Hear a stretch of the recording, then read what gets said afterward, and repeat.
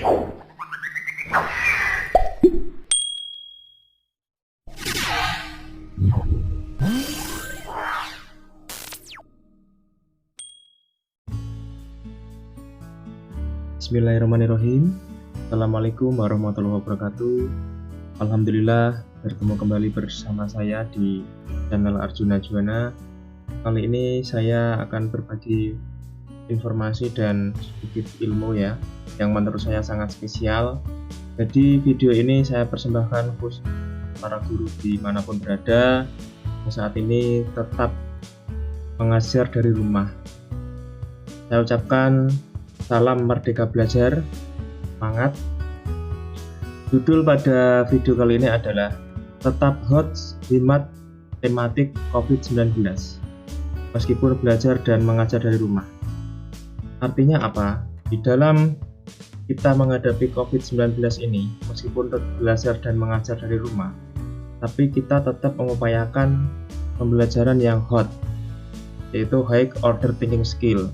Bagaimana kita bisa tetap menyajikan, mengajar anak-anak kita, mendidik dengan pemahaman dan pemikiran tingkat tinggi. Serta hemat. Hemat ini artinya apa? Karena siswa di rumah, sehingga menggunakan internet adalah salah satu alternatif atau mungkin satu-satunya alternatif untuk saling berinteraksi sehingga kegiatan belajar mengajar dapat berlangsung. Dalam video ini nanti akan saya sampaikan bagaimana tekniknya sehingga para siswa dan guru tetap bisa berhemat kuota atau paket data internet hingga bisa lebih hemat. Kemudian di dalam video nanti ini juga akan disampaikan bagaimana cara agar pembelajaran yang disajikan itu tetap berkaitan dengan COVID-19 hingga siswa mendapatkan materi yang bisa untuk antisipasi di masa pandemi ini. Kemudian untuk pelajarannya adalah pelajaran simulasi dan kompetensi digital. Model pembelajaran yang saya gunakan adalah Discovery Learning, salah satu model pembelajaran yang berbasis hot. Kemudian KD yang akan saya gunakan adalah yaitu KD di pengetahuan, itu ada KD 3.1 menerapkan logika dan algoritma komputer. Kemudian di KD keterampilan ada 4.1 menggunakan fungsi-fungsi perintah atau komen. Bagaimana nanti saya akan mentransfer atau mengkonversi KD yang berkaitan dengan komputer ini dengan tematik COVID-19. Mari langsung saja kita masuk ke materi selanjutnya.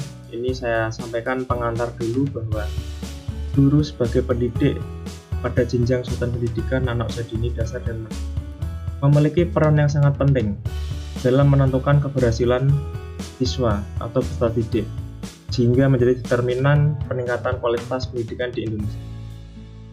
Pentingnya peran guru dalam pendidikan diamanatkan dalam Undang-Undang Republik Indonesia Nomor 20 Tahun 2003 tentang Sistem Pendidikan Nasional pada pasal 3 yang berbunyi, pendidikan nasional berfungsi mengembangkan kemampuan dan membentuk watak serta peradaban bangsa yang bermartabat dalam rangka mencerdaskan kehidupan bangsa. Bertujuan untuk berkembangnya potensi peserta didik agar menjadi manusia yang beriman, bertakwa pada Tuhan Yang Maha Esa, berakhlak mulia, sehat, berilmu, cakap, kreatif, mandiri, dan menjadi warga negara yang demokratis serta bertanggung jawab. Ini adalah pengantar yang nanti menjadi latar belakang kita untuk tetap semangat untuk menjadi pendidik, tentunya dengan terus belajar. Kemudian dasar hukum itulah banyak ya, tidak hanya 7 ya. Ini saya kutip dari perundang-undangan yang saat ini masih berlaku, saya ambil hanya 7 ya. Yang pertama adalah Undang-Undang Republik Indonesia Nomor 20 Tahun 2003 tentang atau Sistem Pendidikan Nasional. Yang kedua adalah Undang-Undang Republik Indonesia Nomor 14 Tahun 2005 tentang guru dan dosen. Yang ketiga adalah Peraturan Presiden Nomor 87 Tahun 2017 tentang penguatan pendidikan karakter, yang nantinya ini masuk ke ranah sikap siswa. bagaimana nanti kita membuat pembelajaran yang berorientasi pada karakter. Yang keempat adalah Peraturan Menteri Pendidikan dan Kebudayaan Nomor 24 Tahun 2013 tentang kompetensi inti dan kompetensi dasar pelajaran pada kurikulum 2013 pada pendidikan dasar dan menengah. Jadi kita nanti akan menggunakan KIKD yang sudah diterbitkan dan berlaku saat ini. Kemudian Peraturan Menteri Pendidikan dan Kebudayaan Republik Indonesia Nomor 20 Tahun 2018 tentang penguatan pendidikan karakter pada sistem pendidikan. Yang keenam adalah Peraturan Menteri Pendidikan dan Kebudayaan Republik Indonesia Nomor 34 Tahun 2018 tentang standar pendidikan. Jadi ada 8 standar nasional pendidikan saat ini ya, yang ada di ini ya, Permendikbud Nomor 34 Tahun 2018 dan saat ini masih berlaku. Kemudian yang ketujuh adalah peraturan-peraturan yang lainnya yang mendasari persekolah di sekolah. Sebenarnya masih banyak lagi yang lainnya. Dan tidak bisa saya cantumkan masing-masing di sini ya. Kemudian selanjutnya adalah dasar hukum belajar dari rumah atau istilahnya BDR. Apa saja dasar hukum yang bisa kita sebutkan atau yang mendasari bahwa siswa dan guru itu bisa mengajar dan belajar. Yang nomor satu adalah Surat Edaran Nomor 4 Tahun 2020 tentang pelaksanaan pendidikan dalam masa darurat coronavirus disease atau disingkat COVID-19. Ini kita bisa coba lihat surat edarannya. Ini adalah Surat Edaran Nomor 4 tahun 2020 yang menjelaskan tentang pelaksanaan pendidikan di rumah. Di sini kita fokus untuk nomor 2 ya. Proses belajar dari rumah dilaksanakan dengan metode sebagai berikut. A. Belajar dari rumah melalui pembelajaran daring atau jarak jauh dilaksanakan untuk memberikan pengalaman belajar yang bermakna bagi siswa tanpa terbebani. Belajar dari rumah dilaksanakan dengan ketentuan sebagai berikut. Belajar dari rumah melalui pembelajaran daring atau jarak jauh dilaksanakan untuk memberikan pengalaman belajar yang bermakna bagi siswa tanpa terbebani tuntutan menuntaskan seluruh capaian kurikulum. Sehingga dalam pembelajaran daring nanti ini tidak diwajibkan untuk menuntaskan semua capaian kurikulum. Kemudian belajar dari rumah difokuskan pada penelitian kecakapan hidup antara lain mengenai pandemi COVID. Nah, nanti akan saya tunjukkan bagaimana kita memberikan materi pembelajaran yang sesuai dengan kondisi saat ini. Kemudian yang C, aktivitas dan tugas pembelajaran dari rumah dapat bervariasi antar siswa. Ini disesuaikan dengan kondisi siswa, termasuk kesenjangan akses fasilitas belajar di rumah. Artinya apa? Kita harus tetap memperhatikan kondisi mungkin keuangan, kondisi sosial, kondisi geografis siswa tidak sama. Nah, itu juga menjadi pertimbangan kita di dalam memberikan materi daring. Kemudian tetap kita harus membuktikan atau produk aktivitas belajar di rumah diberikan umpan balik yang bersifat kualitatif dan berguna dari guru tanpa diharuskan memberikan skor. Artinya di dalam kegiatan daring ini kita tidak diwajibkan untuk memberikan penilaian. Meskipun begitu kita diperbolehkan untuk memberikan penilaian sebagai salah satu atau sebagai pelengkap pembelajaran. Karena penilaian termasuk 1 dari 3 rencana pembelajaran yang diwajibkan di dalam di dalam konsep atau kebijakan Merdeka Belajar.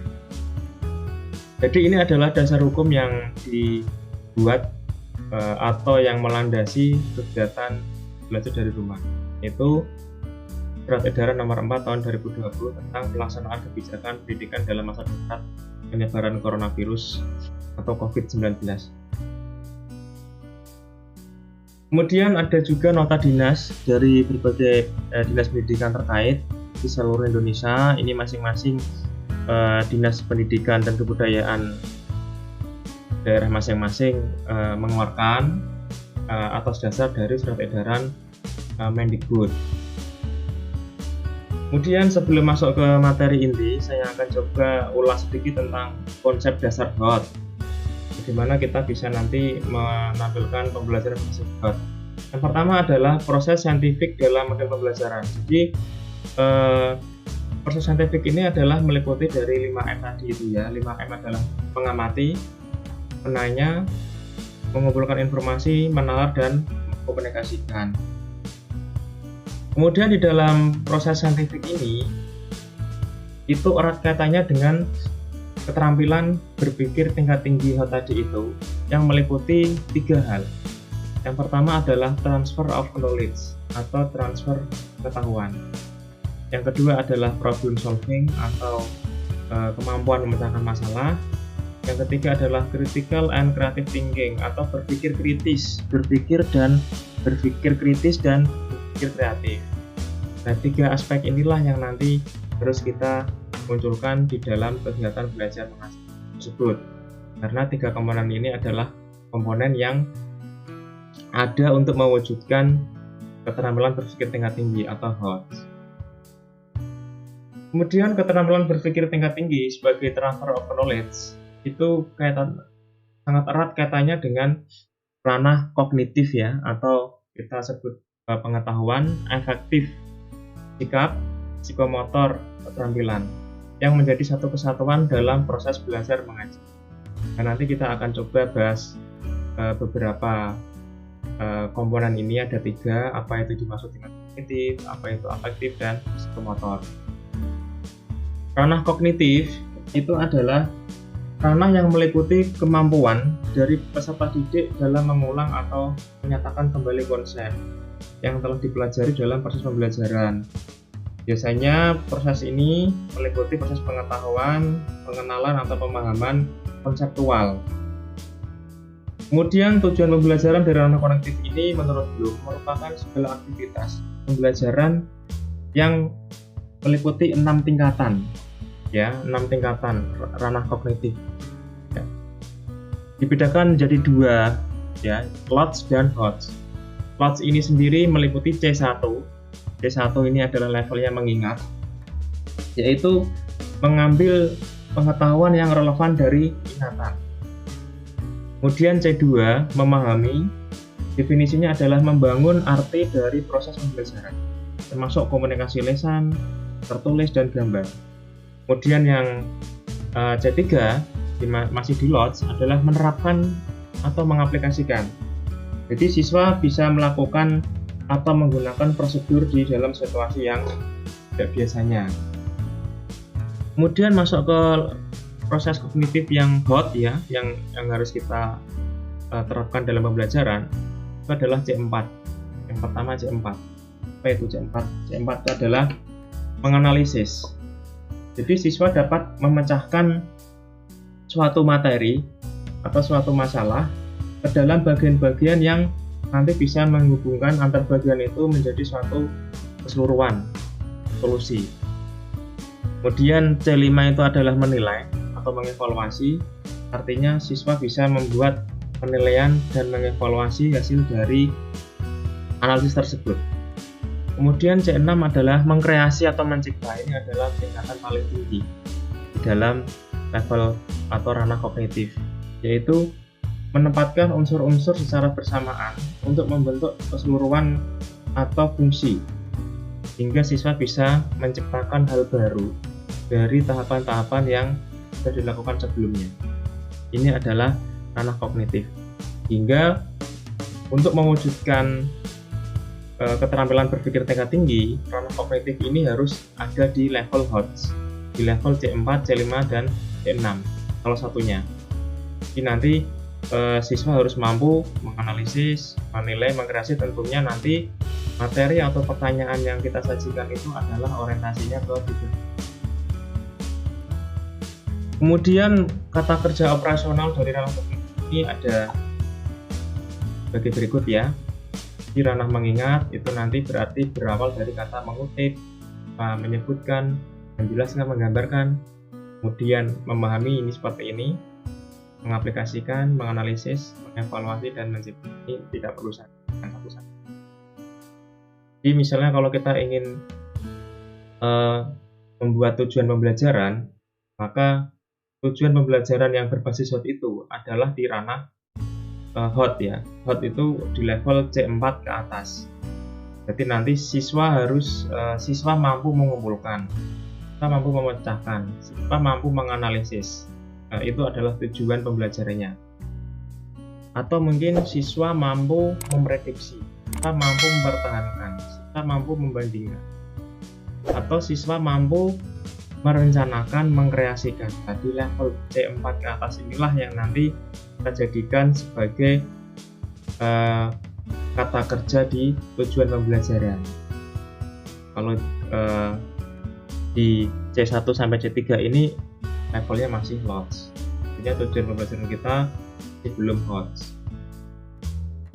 Kemudian ini adalah dimensi pengetahuan, artinya hubungan antara proses kognitif dengan pengetahuan. Jadi ketika kita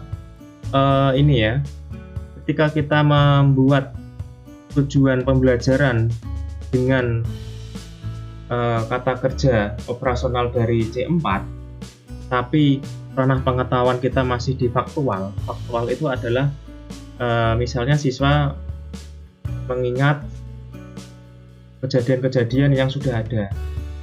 Nah, itu masih dalam kategori LOTS, ya, belum kategori HOTS.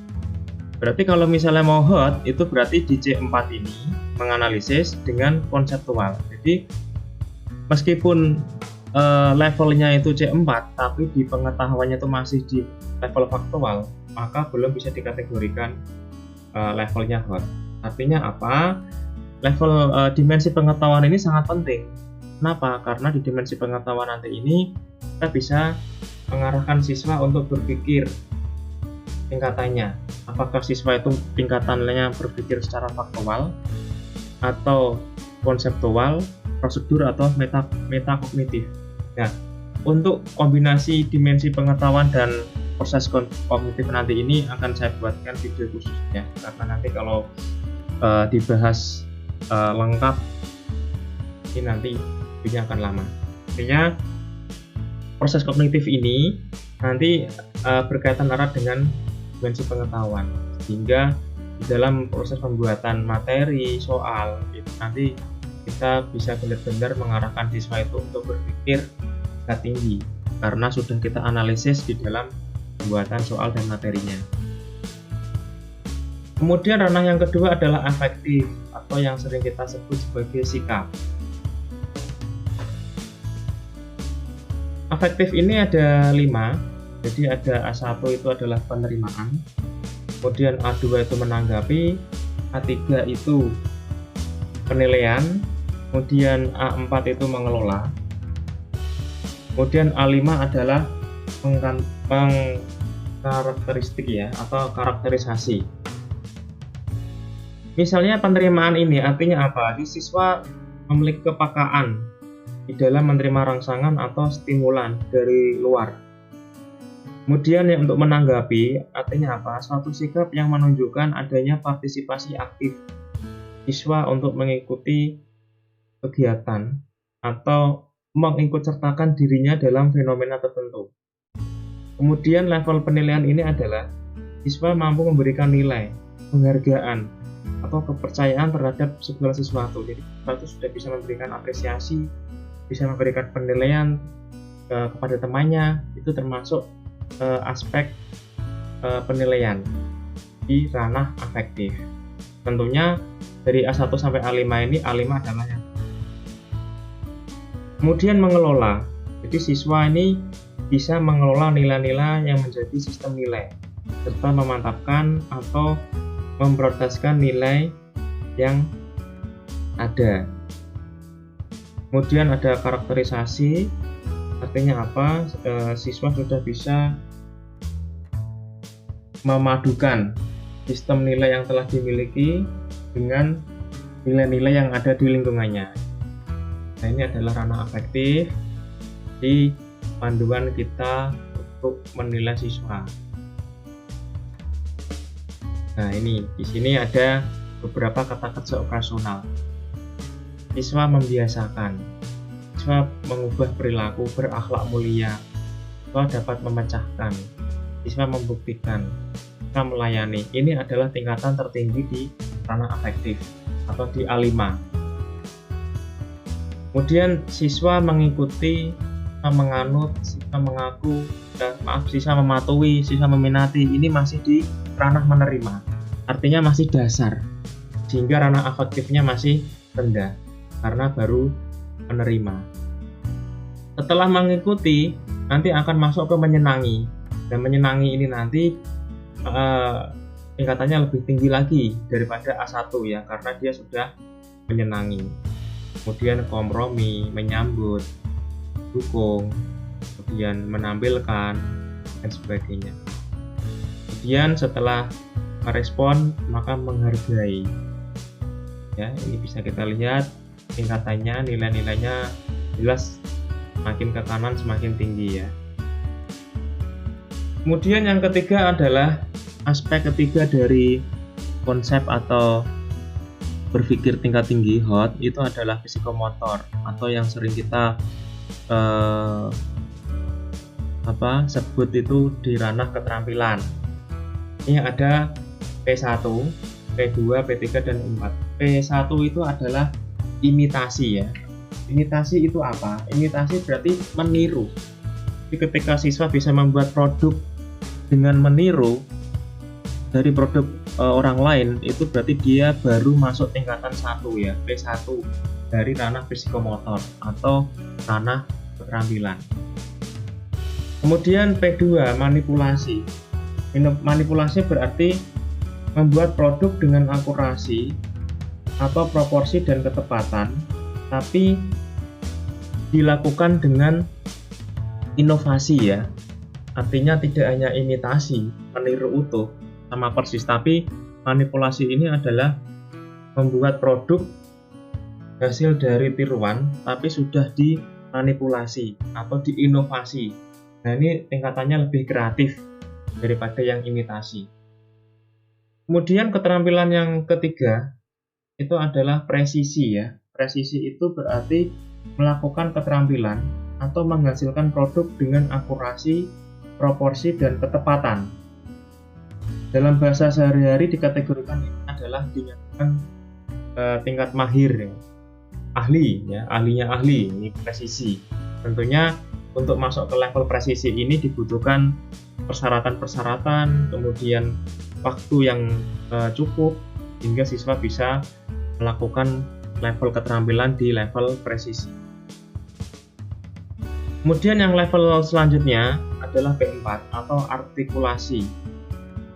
Artinya memodifikasi keterampilan atau produk dengan situasi yang baru, atau menggabungkan lebih dari satu keterampilan dengan keterampilan yang lain hingga terwujud harmonisasi dan konsistensi. Nah, ini adalah artikulasi. Ini lebih tinggi dari manipulasi dan presisi, karena di sini ada kata kuncinya, yaitu menggabungkan dan memodifikasi. Ya, artinya ini siswa punya keterampilan yang kreatif dan inovatif lebih, hingga bisa menggabungkan keterampilan dengan situasi yang saat ini. Artinya ketika siswa memiliki keterampilan menangkap sebuah peluang di kehidupan sehari-hari dan diwujudkan dengan membuat suatu produk yang inovasi atau inovatif, siswa tersebut sudah memiliki level psikomotor atau keterampilan di level P4. Tentunya ini juga butuh perjuangan bagi Bapak Ibu guru agar siswa memiliki keterampilan di level artikulasi.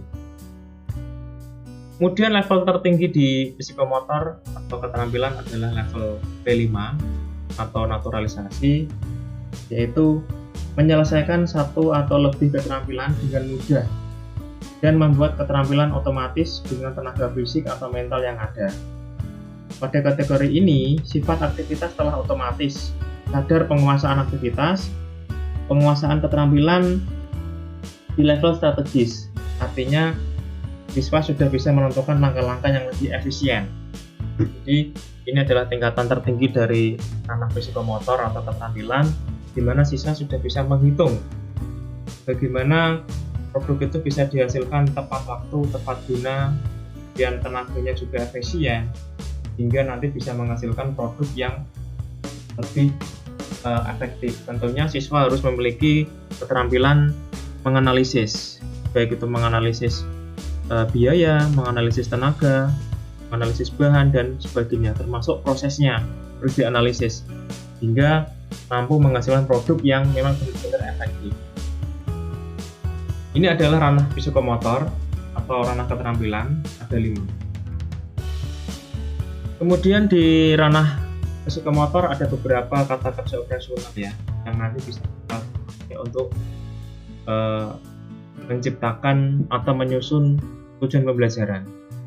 Jadi, misalnya di sini ada meniru, berarti siswa menyalin, siswa mengikuti, siswa mematuhi, siswa mengatur dan sebagainya. Ini adalah ranah psikomotor di level P1, level rendah ya.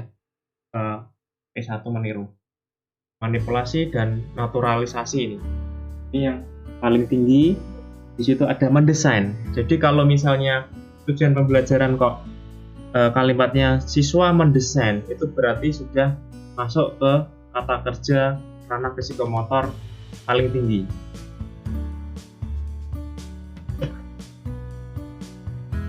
Kemudian di sini ada kata-kata menciptakan. Berarti kalau ada kata kerja dalam tujuan pembelajaran siswa menciptakan, berarti itu adalah level hot paling tinggi di ranah psikomotor karena dia masuk ke ranah naturalisasi. Tentunya tidak mudah Bapak Ibu untuk membuat siswa bisa menciptakan suatu produk yang baru, tentunya dengan tadi itu segala sesuatunya efektif dan efisien. Kemudian setelah kita memahami beberapa aspek yang menjadi penentu siswa bisa berpikir tingkat tinggi, ya ada 3 tadi itu ya.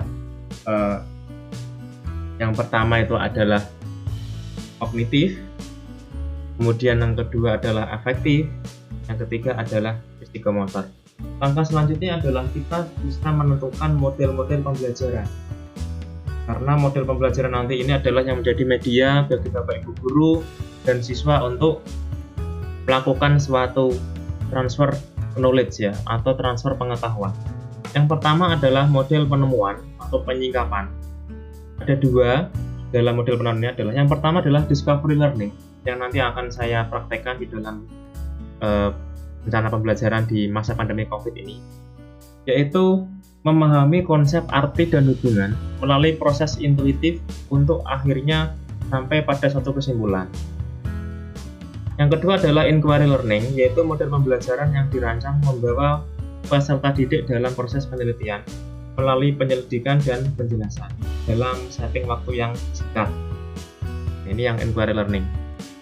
Kemudian yang kedua setelah model penemuan itu adalah problem based learning atau model pembelajaran berbasis masalah.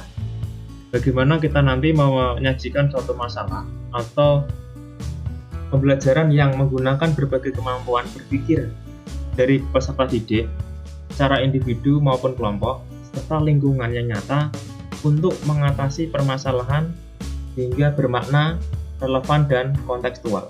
Nah, ini adalah pengertian dari model pembelajaran problem based learning. Yang terakhir adalah project based learning, yaitu model pembelajaran yang melibatkan keaktifan siswa dalam memecahkan masalah. Dilakukan secara kelompok atau mandiri melalui tahapan ilmiah dengan batasan waktu tertentu yang dituangkan dalam sebuah produk untuk selanjutnya dipresentasikan kepada orang lain. Nah, ini adalah 3 jenis model pembelajaran berbasis HOT atau berpikir tingkat tinggi yang nanti bisa kita gunakan untuk pembelajaran. Kemudian masuk ke pembelajaran yang sudah saya siapkan, yaitu discovery learning. Ada beberapa sintak yang harus dipenuhi atau tahapan dalam discovery learning ya. Ini discovery learning ya. Discovery learning. Jadi ada beberapa sintak atau tahapan ketika kita menentukan model pembelajaran discovery learning. Yang pertama adalah pemberian rangsangan atau stimulan. Yang kedua adalah pernyataan atau identifikasi masalah atau problem statement. Yang ketiga adalah pengumpulan data atau data collection. Yang keempat adalah pengolahan data atau data processing. Yang kelima adalah pembuktian atau verification, dan yang terakhir adalah menarik kesimpulan atau generalisasi. Itu adalah model-model pembelajaran. Tentunya keberhasilan proses pembelajaran tentunya sangat tergantung dari persiapan guru sebelum mengajar. Salah satunya adalah menyiapkan model pembelajaran tersebut ke dalam RPP. Nah, ini kita nanti akan masuk ke RPP ya. Bagaimana kita nanti mendesain RPP tersebut yang sesuai dengan konteks HOT dan sesuai dengan pandemi COVID. Artinya RPP itu berorientasi HOT tapi juga bisa digunakan dalam atau tematik di masa pandemi COVID. Mari kita lihat. Ini saya sampaikan dulu tentang definisi RPP ya.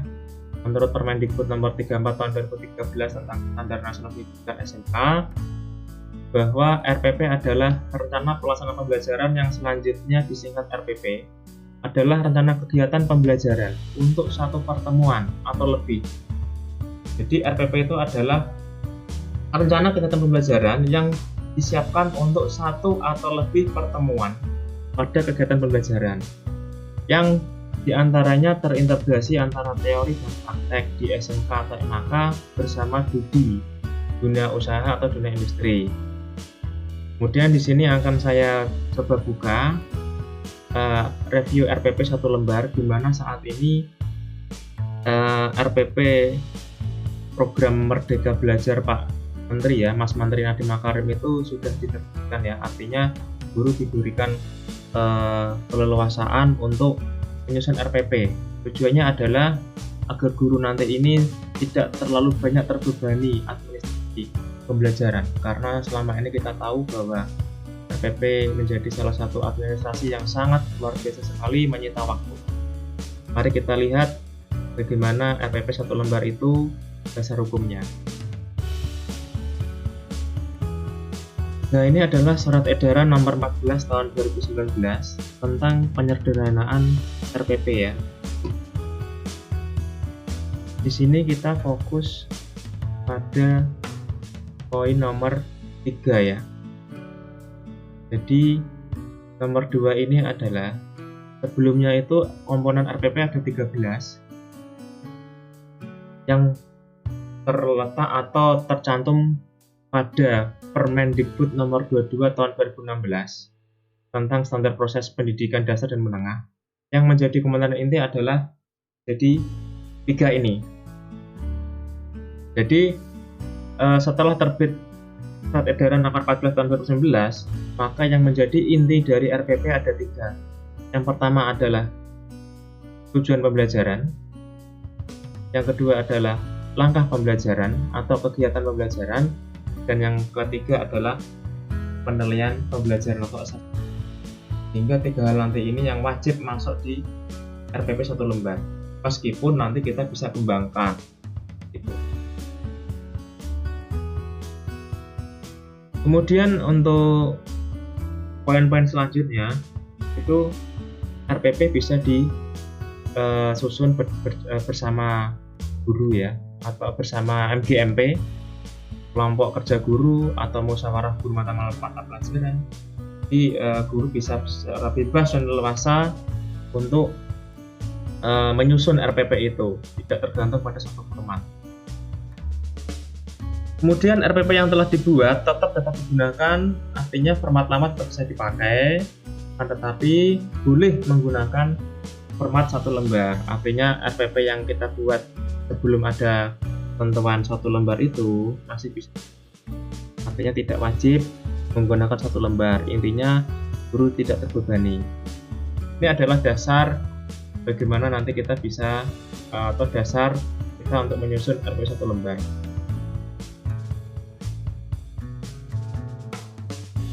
Kemudian prinsip pembelajaran itu ada banyak ya sebetulnya. Jadi Kalau kita ingin mengetahui bagaimana kita bisa menyusun proses pembelajaran dengan baik, kita harus mengacu pada Permendikbud nomor 34 tahun 2013 tentang standar nasional pendidikan SMK.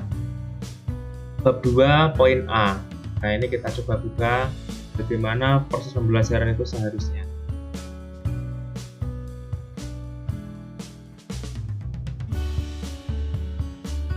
Ini adalah Permendikbud nomor 34 tahun 2018 ya.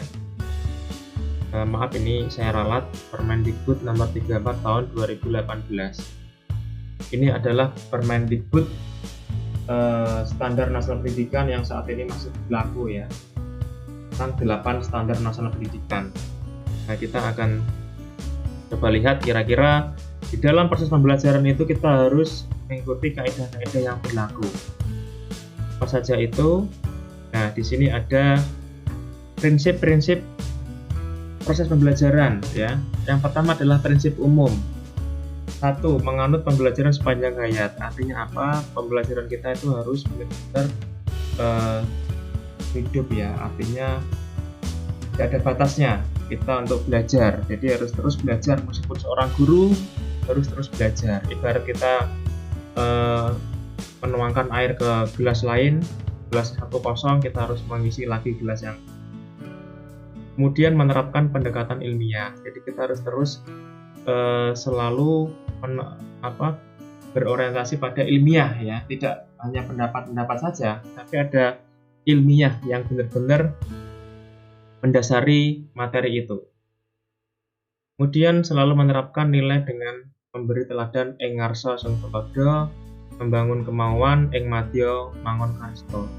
Artinya kita harus memberikan teladan bagi siswa, kemudian siswa bisa mengembangkan kreativitas dirinya hingga bisa menjadikan siswa tersebut siswa yang baik di dalam proses pembelajaran. Kemudian menerapkan pendekatan pembelajaran pembelajaran yang kita lakukan harus dengan tujuan pembelajaran, jangan sampai kegiatan pembelajaran kita berhenti di tengah jalan sehingga tujuan dari pembelajaran tersebut tidak tercapai. Yang selanjutnya adalah memperhatikan keseimbangan antara keterampilan teknis dan non-teknis. Ini adalah di ranah pengetahuan dan keterampilan. Tentunya juga diimbangi dengan sikap siswa. Kemudian ini ya, rombongan belajar paling sedikit 3 dan paling banyak 2. Ini adalah yang teknis ya.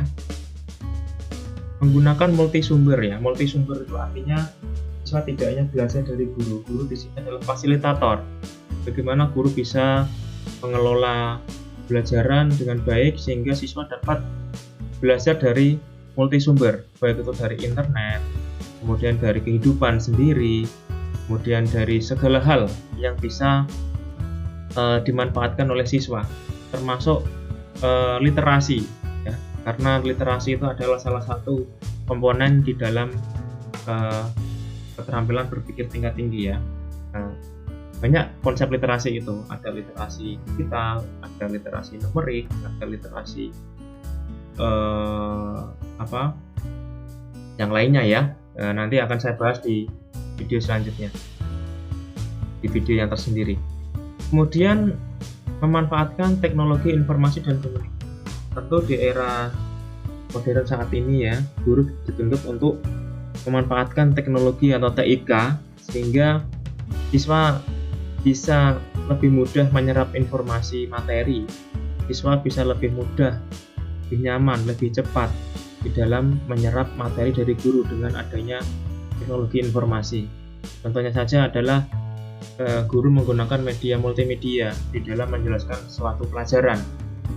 Jadi siswa menjadi lebih nyaman, lebih senang, dan lebih mudah di dalam memahami suatu materi karena dengan adanya bantuan teknologi. Kemudian yang selanjutnya adalah menerapkan metode pembelajaran yang mendorong peserta didik lebih aktif, inovatif, kreatif melalui suasana yang menyenangkan dan menantang. Nah, ini adalah sesuatu yang menurut saya menjadi tantangan buat Bapak Ibu guru ya, bagaimana membuat pembelajaran itu menjadi asik ya, ketika siswa itu sudah merasa jenuh, kemudian tengok-tengok jam pelajaran, kapan ini berakhir, itu adalah satu tanda bahwa siswa sudah mulai tidak nyaman. Artinya pembelajaran yang kita sajikan itu sudah mulai membosankan. Nah, di dalam proses pembelajaran tidak boleh, karena di amanah undang-undang itu sudah disebutkan bahwa pembelajaran harus mendorong siswa untuk aktif, bertanya, inovatif, kreatif, dan suasana yang menyenangkan. Dan ini sudah ada di undang-undang.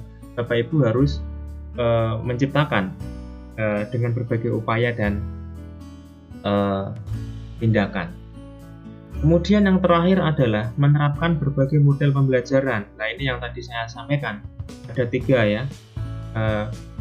Model penyingkapan, discovery learning, yang kedua adalah inquiry, yang selanjutnya adalah model problem based learning ya, berorientasi masalah. Yang ketiga adalah project based learning atau PBL.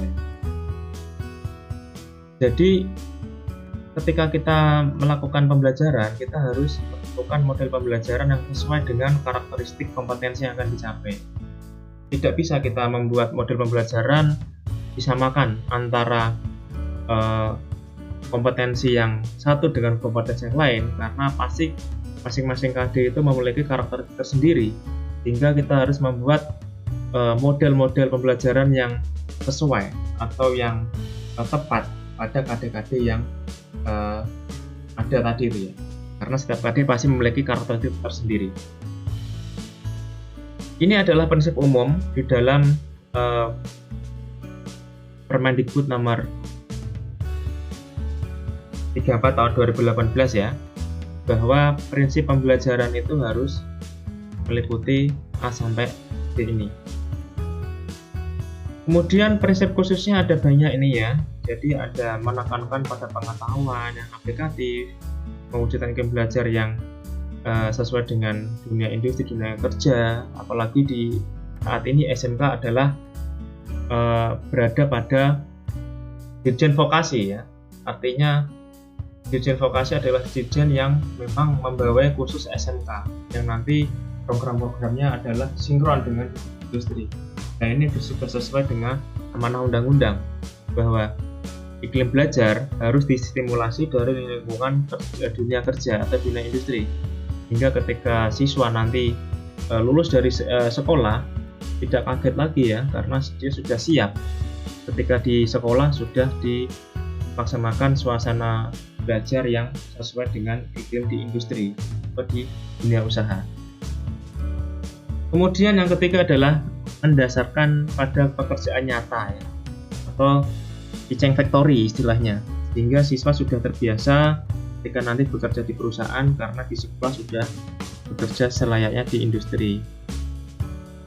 Kemudian memperhatikan permintaan pasar, artinya jangan sampai kita memberikan materi pelajaran tapi ternyata di dunia industri, di pasar itu tidak banyak yang membutuhkan. Artinya kita menyiapkan SDM yang nanti ketika dia bekerja atau berwirausaha itu sangat sulit. Nah, kita harus memperhatikan itu. Berlangsung di rumah, di satuan pendidikan atau di industri ini artinya apa? Pembelajaran bisa berlangsung di rumah, boleh, atau di sekolah atau di industri. Nah, ini PI itu ya, pendidikan sistem ganda.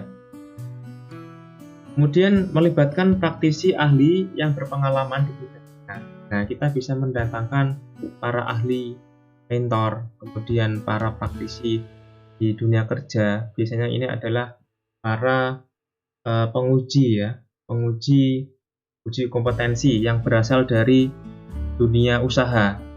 Nah, ini bisa melalui pembimbingan PKL, PSG dan sebagainya. Yang selanjutnya adalah menerapkan program multi entry, multi exit rekognisi pembelajaran lampau. Jadi ini adalah kita harus terus berorientasi pada masa depan ya, artinya berorientasi pada masa lampau. Kita tetap tidak meninggalkan materi lama, kita sesuaikan dengan visi yang baru. Nah, ini adalah multi entry multi exit rekognisi pembelajaran lampau. Nah, ini adalah hal-hal yang menjadi prinsip proses pembelajaran yang tidak boleh kita tinggalkan sebelum kita menyusun atau mempersiapkan proses pembelajaran. Kemudian saatnya masuk ke implementasi pembelajaran. Ini adalah inti dari video kali ini, bagaimana kita bisa persiapkan pembelajaran dari rumah itu yang sesuai dengan konsep berpikir tingkat tinggi atau HOT tadi itu. Nah, sebelumnya kita coba lihat dasar hukumnya ya, karena segala sesuatu itu harus ada dasar hukumnya. Dasar hukumnya adalah Surat Edaran Nomor 4 Tahun 2020 tentang pelaksanaan pendidikan dalam masa darurat coronavirus disease ya, atau COVID-19. Nah, ini adalah surat yang atau sumber hukum ya, dasar hukum yang mendasari siswa belajar dari rumah. Mari kita lihat. Nah, ini adalah Surat Edaran Nomor 4 Tahun 2020 tentang pelaksanaan kebijakan pendidikan masa darurat COVID. Nah, di sini tadi sudah saya singgung ya, sudah saya buka sebetulnya bahwa belajar dari rumah dapat difokuskan dalam pendidikan kesehatan hidup antara lain mengenai pandemi COVID. Nah, ini artinya apa? Kita bisa korelasikan materi pembelajaran dengan tema COVID ya, sehingga siswa bisa tetap waspada, siswa bisa mengetahui apa saja yang harus dilakukan hingga terhindar dari virus COVID. Nah, ini adalah Surat Edaran Nomor 4 Tahun 2020 yang mendasari siswa belajar dari rumah. Kemudian kembali ke RPP ya.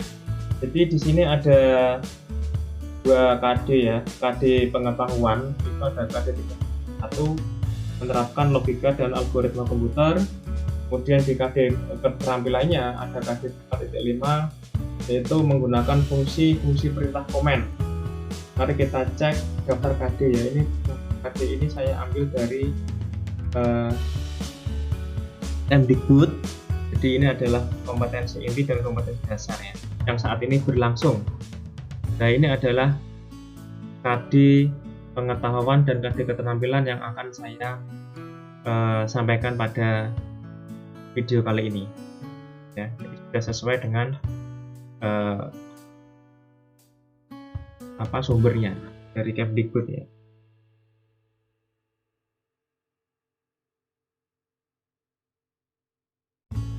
Nah, langsung saja kita lihat RPP yang sudah saya buat dari KD-KD tersebut ya. Ini materinya agak panjang ya, karena memang saya mulai dari awal, dari dasar hukum, kemudian dari teori-teori, kemudian langsung masuk ke materi inti. Nah, mungkin ini yang ditunggu-tunggu ya, rencana pelaksanaan pembelajaran ya, atau RPP.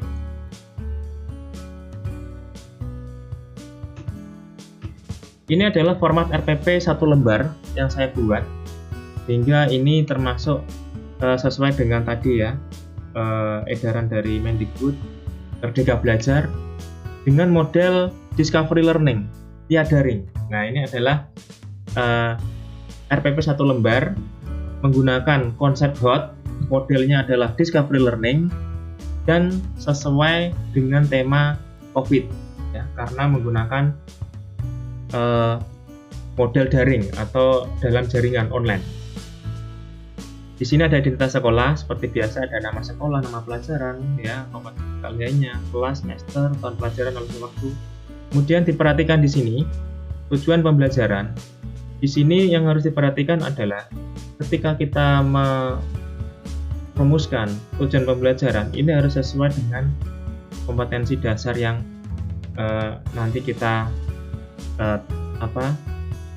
selesaikan. Dan ini nanti juga masuk ke ranah mana dulu tadi. Ya, jadi tujuan pembelajaran ini adalah tujuan pembelajaran yang tetap berorientasi HOT. Ya, kalau tadi di ranah kognitif, berarti kata kerja ini nanti harus masuk ke level C4 sampai C6. Nah, jadi tujuan pembelajaran yang pertama ini ya, mari kita identifikasi. mengumpulkan informasi. Nah, kira-kira ini kata kerja mengumpulkan itu ada di ranah apa? Kita coba cek. Back ya. Kognitif ya. Nah, di sini ada kata-kata mengumpulkan ya, mengumpulkan. Berarti masuk C4, C5, C6 ini adalah hot ya, mengumpulkan. Artinya apa? Tujuan pembelajaran yang saya rumuskan ini sudah berorientasi hot karena kata kerja operasionalnya sudah masuk di level C4. Kemudian ini adalah tujuan pembelajaran di ranah pengetahuan ya, di pengetahuan.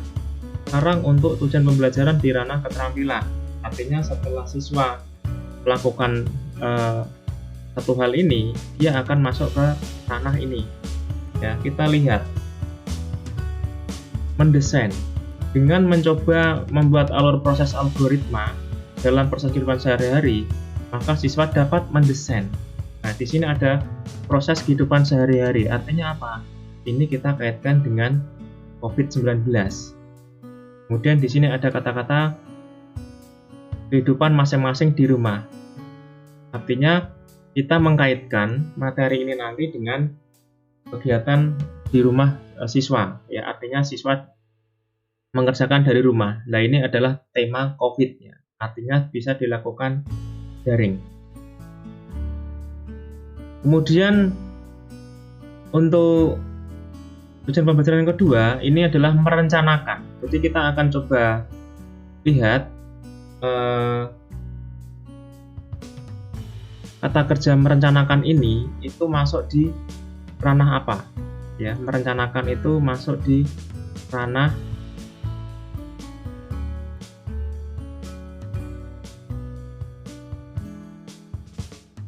mencipta ya, atau membuat. Nah, berarti ini masuk tujuan pembelajaran yang berbasis hot karena dia masuk di C6 atau mencipta ya, merencanakan. Kata kerjanya bagian dari C6. Kemudian kegiatan pembelajaran di sini diawali ya, karena ini adalah online, ya, mungkin nanti bisa diucapkan salam dan doa secara online ya. Nanti di dalam materi yang disampaikan itu oleh guru diberikan tulisan, silahkan berdoa dulu, kemudian mengucapkan salam, kemudian mengecek kehadiran. Ini bisa dilakukan dengan berkomunikasi lewat WA menggunakan media online dan memberikan motivasi belajar. Kemudian selanjutnya adalah mengaitkan pengetahuan sebelumnya, artinya siswa kita ingatkan di dalam soal materi tersebut, kita berikan informasi agar siswa tidak lupa dengan materi yang sebelumnya. Kemudian yang selanjutnya adalah menjelaskan tujuan pembelajaran dan kompetensi dasar yang akan dicapai, sehingga mengetahui siswa nanti akan belajar apa, nanti menyelesaikan apa, siswa mengetahui. Kemudian menyampaikan cakupan materi. Nah, ini semuanya dilakukan tertulis karena ini online. Jadi kegiatan pendalaman nanti ini semuanya dilakukan tertulis dengan menggunakan media online, baik itu menggunakan PowerPoint dikirim ke siswa atau diketik di WA kemudian dikirimkan ke siswa, hingga siswa tetap bisa melaksanakan belajar di rumah secara online.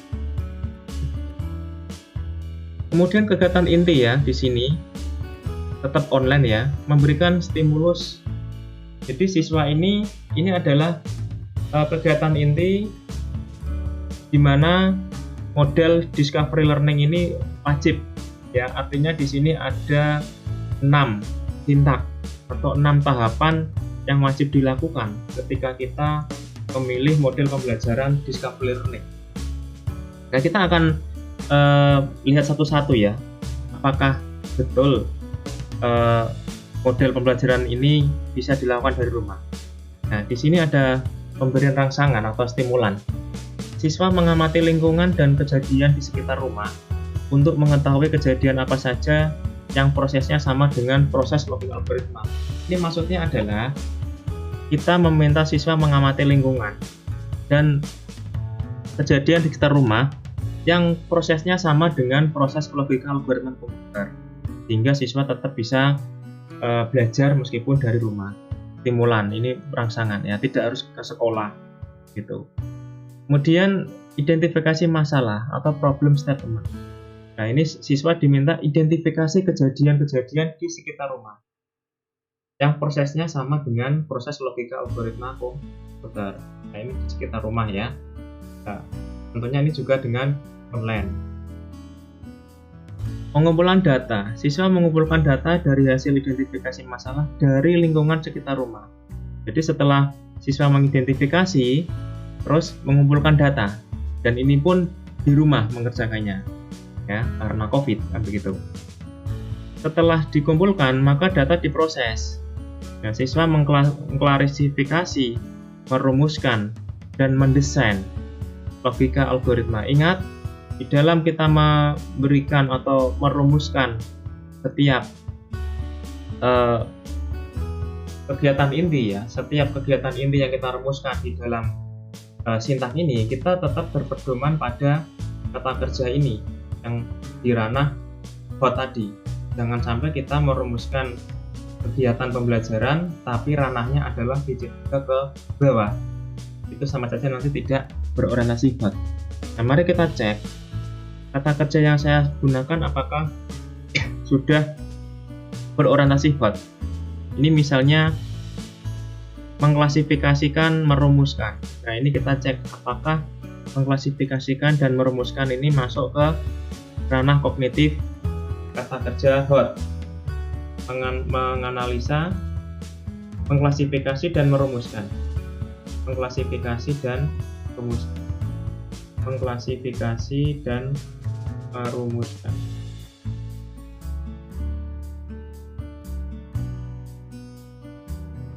Mengklasifikasi ya berarti mengumpulkan ya, mengatur ya, sama saja ya.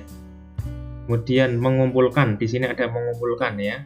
Kemudian di sini lagi ada mendesain. Nah, mendesain di sini ada tidak mendesain, mengkreasikan ya, mengkreasikan. Nah, ini termasuk salah satu dari komponen hot.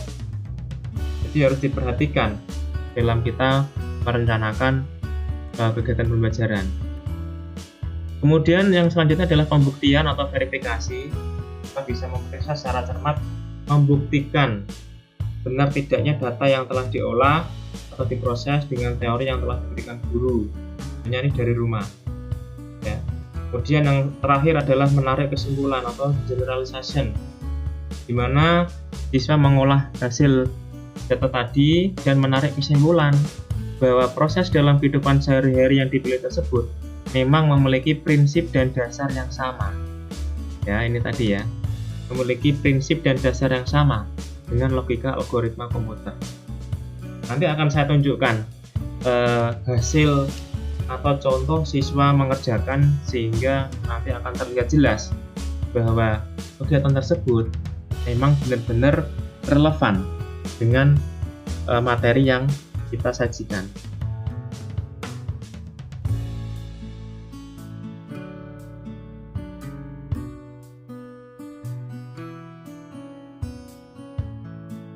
Kemudian penutup, siswa dan guru melakukan umpan balik baik dengan media online, chatting, serta tindak lanjut pelajaran. Jadi penutupnya nanti tetap dilakukan dengan online ya. Mengirim pesan kepada siswa baik melalui WA atau menggunakan LMS ya, Learning Management System. Itu banyak, ada Google Classroom, kemudian Edmodo dan sebagainya. Kemudian untuk terakhir ya, setelah ada tujuan pembelajaran dan penilaian meskipun online, jadi diupayakan ada penilaian meskipun tidak wajib ya di masa COVID tadi, sesuai dengan edaran tadi, meskipun tidak wajib tapi kita bisa tetap melakukan. Contohnya adalah dengan observasi sikap. Jadi kita bisa mengamati ketika siswa itu menerima tugas yang kita berikan secara online, bagaimana sikapnya, bagaimana dia merespon, menjawab chatting kita. Itu termasuk salah satu cara untuk menilai sikap ya, dengan cara observasi, mengamati. Kemudian untuk pengetahuan, kita bisa langsung melihat hasil dari pengumpulan tugas siswa tadi itu melalui portofolio online ya. Setelah tadi materi kita berikan, tugas kita berikan, dan siswa mengerjakan melalui online tertulis. Nah, itu termasuk ke ranah kepengetahuan. Untuk keterampilan kinerja proses portofolio ini nanti tentunya disesuaikan dengan karakteristik KD ya. Kalau KD itu memang KD di ranah pengetahuan ya, teori, maka untuk keterampilan ini mungkin disesuaikan modelnya, mungkin model ke portofolio ya, atau ke kinerja. Kemudian yang terakhir, jangan lupa nanti di RPP nanti akan legalitas ya, karena nanti sebelum RPP ini dipakai untuk pembelajaran pastinya akan ada validasi, verifikasi oleh pihak-pihak yang berwenang, hanya kepala sekolah dalam hal ini ya. Nah, selanjutnya bagaimana dengan RPP yang seperti ini ya, yang model discovery learning berbasis HOT dan via daring, tematik COVID. Kira-kira siswa nanti seperti apa di dalam menjawab dari RPP ini? Nah, mari kita lihat.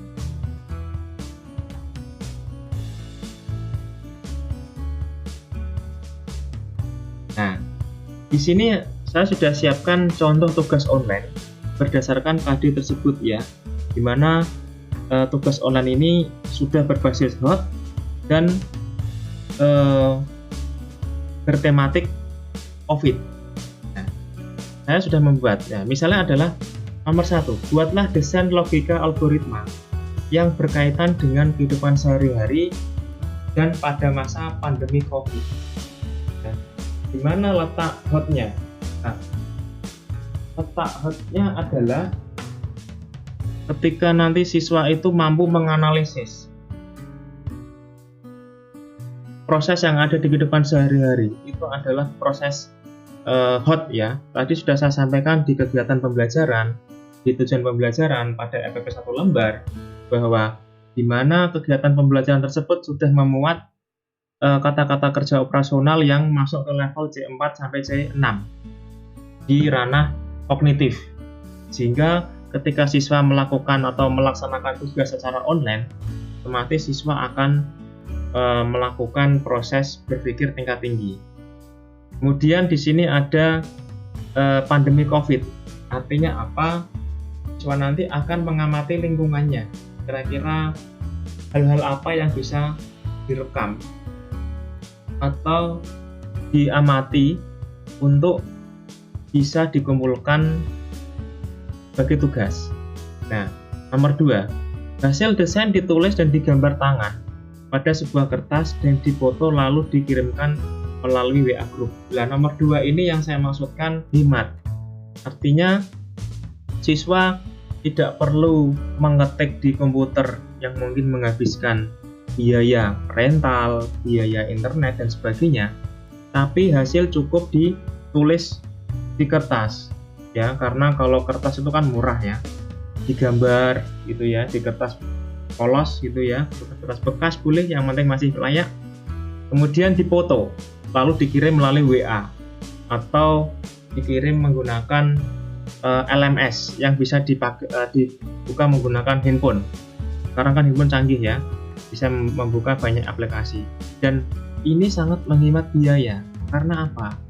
1, tidak mengetik menggunakan komputer ya, karena nanti akan menghabiskan uang rental dan sebagainya, atau mungkin cukup bisa dikerjakan di rumah tanpa harus pergi keluar rumah, dan itu sangat aman ya, karena untuk kertas kan bisa dicari ya di kertas belajar, buku belajar di rumah kan ada. Nah, ini adalah salah satu contoh. Nah, dari contoh tugas online ini kita akan coba lihat. Saya sudah coba buat jawabannya dari kedua soal ini. Nah, bagaimana jawabannya? Nah, ini adalah jawabannya. Yang sebelah kiri ini adalah contoh logika algoritma dalam sebuah program komputer. Artinya apa? Ini adalah jawaban dari soal yang ada tapi tidak sesuai dengan COVID. Ya, artinya ini adalah jawaban yang tidak bertemakan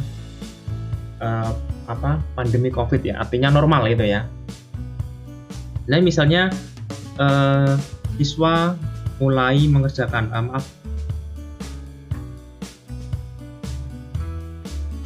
Nah, yang pertama ini adalah sebelah kiri, ini adalah contoh logika algoritma di mana sebuah program komputer itu dirancang. Nah, di sini ada tombol mulai, kemudian mahasiswa dan nilai. Jika nilai mahasiswa itu lebih dari 70 maka dia lulus. Tapi kalau kurang maka dia tidak lulus. Nah, ini adalah jawaban yang benar tapi tidak bertemakan COVID. Nah, yang bertemakan COVID yang mana? Nah, ini adalah yang bertemakan COVID. Membuat alur proses mencuci tangan yang baik dan benar di masa COVID. Nah, tentunya. Nah, ini nanti siswa akan membuat alur. Bagaimana alur logika algoritma nanti itu bisa sesuai dengan tema mencuci tangan dengan sabun air mengalir. Nah, nanti siswa akan berpikir kira-kira bagaimana desainnya.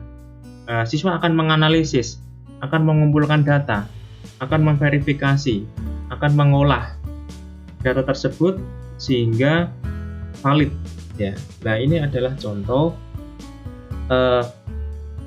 jawaban dari siswa sehingga siswa bisa tetap belajar dari rumah, kemudian berpikir tingkat tinggi, kemudian tetap bertemakan COVID sesuai dengan undang-undang yang diamanahkan tadi. Begitu materinya, sudah banyak sekali saya sampaikan, mungkin lebih dari 30 menit ya, karena memang dari awal sampai akhir saya jelaskan secara detail. Kemudian saya ingin mengutip kata-kata motivasi dari Nelson Mandela bahwa education is the most powerful weapon which you can use to change the world ya. Artinya apa? Pendidikan itu adalah senjata yang sangat luar biasa untuk mengubah dunia. Jadi dengan pendidikan kita bisa mengubah segalanya, termasuk dunia. Nah, ini adalah salah satu motivasi dari Nelson Mandela, bagaimana kita seorang guru bisa membekali siswa hingga dia bisa mencapai cita-citanya sampai ibaratnya bisa mengubah dunia. Kemudian ini adalah foto-foto dokumentasi ketika saya mengikuti program pengembangan keprofesian berkelanjutan melalui program PKP ya, karena informasi yang saya sampaikan tadi itu adalah bersumber dari materi yang saya dapatkan ketika mengikuti pembekalan guru ini selama beberapa hari di Surabaya. Jadi alhamdulillah saya bisa men-sharingkan materi ini, dan nanti saya akan coba buat beberapa materi lagi karena masih banyak sekali materi yang belum saya sampaikan, karena ini baru menyampaikan sedikit tentang pembelajaran berbasis HOT dan model pembelajaran satu, yaitu Discovery Learning. Nanti masih banyak lagi yang lainnya, dan saya insya Allah akan coba buat di video saya yang selanjutnya. Kemudian tidak lupa saya ucapkan terima kasih kepada Bapak Agus dan Ibu Nani ya. Bapak Agus ini beliau adalah media Iswara P4TK Bue Malang ya, dan kementerian tentunya. Nah, ini adalah Ibu Nani ya, beliau juga media Iswara dari P4TK Malang, di mana waktu itu beliau berdua memberikan banyak materi bagaimana kita bisa menjadi seorang guru yang baik. Kemudian saya sampaikan ucapan terima kasih juga bagi pemirsa YouTube, khususnya bagi Bapak Ibu guru dimanapun berada. Ya, semoga video ini bermanfaat. Silahkan share dan like, tekan tombol subscribe. Ya, apabila ada saran pertanyaan silahkan ada kontak saya. Tuh. Terima kasih, tetap semangat, salam Merdeka Belajar. Kalau ada pertanyaan silahkan tulis di kolom komentar. Kalau ada informasi tambahan akan saya tuliskan di kolom deskripsi. Terima kasih sekali lagi, salam Merdeka Belajar. Assalamualaikum warahmatullahi wabarakatuh.